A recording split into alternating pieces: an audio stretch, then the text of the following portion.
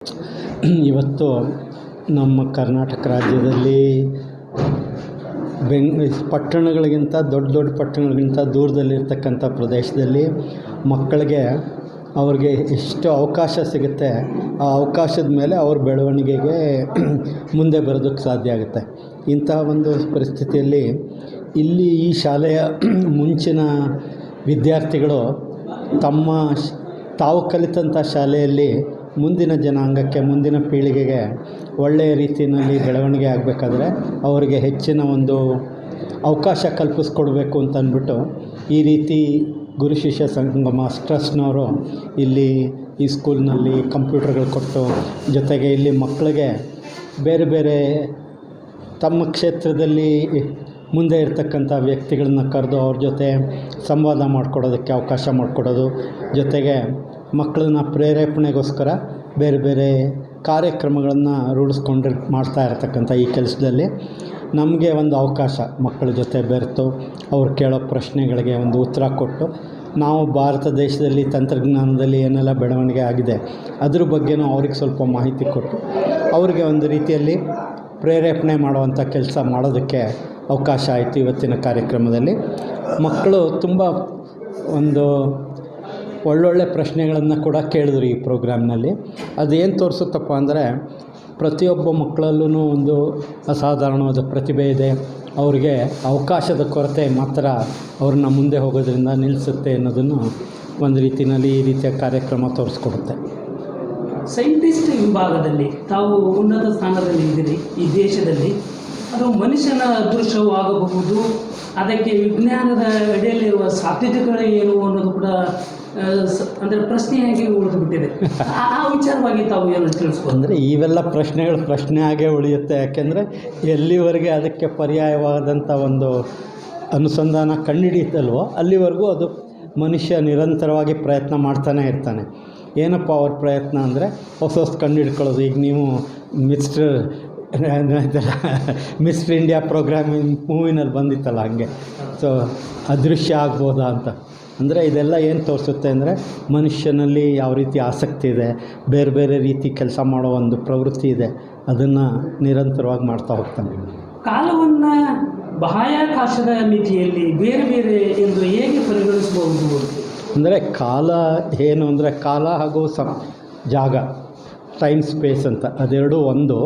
ಅದರಲ್ಲಿ ಕಾಲ ಅಬ್ಸರ್ವರ್ ಮೇಲೆ ಬದಲಾವಣೆ ಆಗುತ್ತೆ. ತಾವು ಯಾವ ಸ್ಪೀಡಲ್ಲಿ ಹೋಗ್ತಾ ಇದ್ದೀರಾ ಅಥವಾ ಯಾವ ವೇಗದಲ್ಲಿ ತಾವು ಚಲಿಸ್ತಾ ಇದ್ದೀರಾ, ಆ ವೇಗದಿಂದ ನೀವು ನೋಡೋ ದೃಷ್ಟಿಗಳು ಅಥವಾ ನೋಡೋ ಕೆಲಸಗಳ ಸಮಯ ಬದಲಾವಣೆ ಆಗುತ್ತೆ ಅಂತ ಐನ್ಸ್ಟೈನ್ ರಿಲೇಟಿವಿಟಿ ಥಿಯರಿ ಪ್ರಕಾರ ಅದು ಬಂದಿರೋದು. ಸೂಕ್ಷ್ಮ ದೇಹದ ಕಲ್ಪನೆಯನ್ನು ವಿಜ್ಞಾನವು ಹೇಗೆ ಅಂದರೆ ಉತ್ತರಿಸುತ್ತದೆ? ಅಂದರೆ ಇಲಿಯಮ್ಸ್ ಇರುವಿಕೆಯ ಬಗ್ಗೆ ವಿಜ್ಞಾನ ನಿಲುವುಗಳು ಏನು ಅಂತ ಹೇಳಿ. ಏಲಿಯನ್ಸ್ ಬಗ್ಗೆ ನೀವು ಹೇಳಬೇಕು ಅಂದರೆ ಅದೇ ಈಗ ಹೇಳ್ದಂಗೆ ಇವತ್ತಿನವರೆಗೂ ಯಾವುದೋ ಒಂದು ನಿರ್ದಿಷ್ಟವಾದ ಮಾಹಿತಿ ಸಿಕ್ಕಿಲ್ಲ. ಪ್ರಯತ್ನಗಳು ನಡೀತಾ ಇದೆ, ಏನದು ಏಲಿಯನ್ಸು ಇದೆಯಾ ಇಲ್ವಾ ಅಂತ. ಇದೆಲ್ಲ ಪ್ರಶ್ನೆಗಳು, ಇದಕ್ಕೆ ಉತ್ತರ ಹುಡ್ಕೋದಕ್ಕೆ ಮನುಷ್ಯ ಪ್ರಯತ್ನವನ್ನು ಕಂಟಿನ್ಯೂಸ್ ಆಗಿ ನಡೆಸ್ತಾ ಇದ್ದಾನೆ.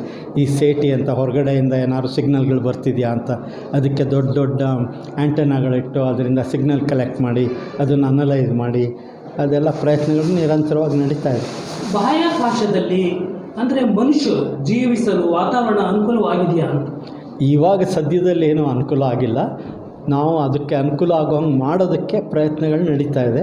ಈಗ ಮುಂದೆ ಮನುಷ್ಯ ಸ್ಪೇಸ್ ಟೂರಿಸಮ್, ಸ್ಪೇಸ್ ಟ್ರಾವೆಲ್ ಎಲ್ಲ ಮಾಡಬೇಕಾದಾಗ ಅವನಿಗೆ ಬೇಕಾದಂಥ ಅನುಕೂಲವಾದ ಪರಿಸ್ಥಿತಿಯನ್ನು ಕಲ್ಪಿಸ್ಕೋಬೇಕು. ಚಂದ್ರಯಾನ ಮಾಡೋದರಿಂದ ಅದರ ಉದ್ದೇಶಗಳು, ಅದರ ಸದುದ್ದೇಶಗಳು, ಮಹತ್ವಗಳು ಈ ದೇಶಕ್ಕೆ ಏನಾದರೂ ಸಿಗ್ಬೋದು ಅಂತ ಹೇಳಿ ಸಾರ್ವಜನಿಕರ ಒಂದು ಪ್ರಶ್ನೆ ಆಗುತ್ತೆ.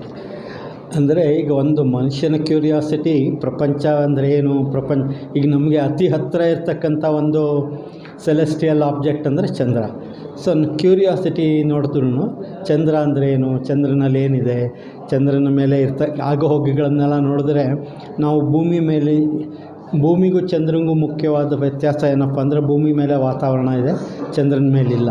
ಅದರಿಂದ ಚಂದ್ರನ ಮೇಲೆ ಎಲ್ಲ ನೋಡಿದ್ರೆ ಭೂಮಿಯ ಬಗ್ಗೆ ಸಾಕಷ್ಟು ತಿಳ್ಕೊಬೋದು ಅನ್ನೋದು ಕೂಡ ಅರಿವಾಗುತ್ತೆ. ಬಾಹ್ಯಾಕಾಶ ವಿಜ್ಞಾನದಲ್ಲಿ ಕೃತಕ ಬುದ್ಧಿಮತ್ತತೆ ಬಗ್ಗೆ ಉಪಯೋಗಗಳು ಏನಿರ್ಬೋದು? ಈ ಕೃತಕ ಬುದ್ಧಿಮತ್ತೆ ಬರೀ ಬಾಹ್ಯಾಕಾಶದಲ್ಲಿ ಅಷ್ಟೇ ಅಲ್ಲ, ಎಲ್ಲ ಜೀವನದ ಎಲ್ಲ ಕ್ಷೇತ್ರಗಳಲ್ಲೂ ಅದರ ಉಪಯೋಗ ಆಗುತ್ತೆ. ಇದು ಒಂದು ರೀತಿಯಲ್ಲಿ ಮನುಷ್ಯನ ಒಂದು ಅಸಲಿ ಇಂಟೆಲಿಜೆನ್ಸ್ ಅಂತೇನಿದೆ ಅದನ್ನು ಹೊರಗಡೆ ಕಾರ್ಯರೂಪಕ್ಕೆ ತರೋ ಒಂದು ಪ್ರಯತ್ನ. ಈಗಿನ ಪೀಳಿಗೆ, ಈಗಿನ ಮಕ್ಕಳುಗಳಿಗೆ ಮುಂದಿನ, ಯಾಕಂದರೆ ತಾವು ಇಸ್ರೋದ ಮಾಜಿ ಅಧ್ಯಕ್ಷಗಳಾಗಿ ದೇಶವನ್ನು ಇಸ್ರೋವನ್ನು ನಡೆಸುವಂಥ ತಮ್ಮ ಸಾಮರ್ಥ್ಯವನ್ನು ಕೂಡ ತಾವು ಹೊಂದಿದ್ದೀರಿ. ಆದರೆ ಈಗಿನ ಪೀಳಿಗೆ, ಈಗಿನ ಮಕ್ಕಳಿಗೆ ತಾವು ಏನಾರ ಒಂದು ಇಂಟೆಲನ್ನು ತಿಳಿಸ್ಬೋದಾ?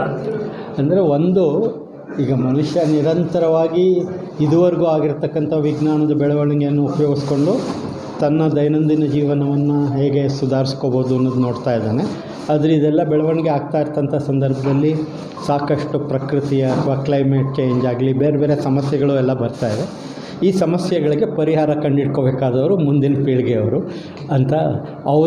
ಅವರು ಇನ್ನೂ ಹೆಚ್ಚಿನ ವಿಜ್ಞಾನ ಅಥವಾ ಬೇರೆ ಬೇರೆ ಕ್ಷೇತ್ರಗಳಲ್ಲಿ ತಮ್ಮನ್ನು ತಾವು ತೊಡಗಿಸ್ಕೊಂಡು ಮುಂದೆ ಹೇಗೆ ಈ ಭೂಮಿ ಮೇಲೆ ಜೀವ ಉಳಿಬೋದು ಅನ್ನೋದನ್ನು ಅವರು ಮುಂದಕ್ಕೆ ತರಬೇಕಾದಂಥ ಕೆಲಸ. Thank you. ನಮಸ್ತೆ.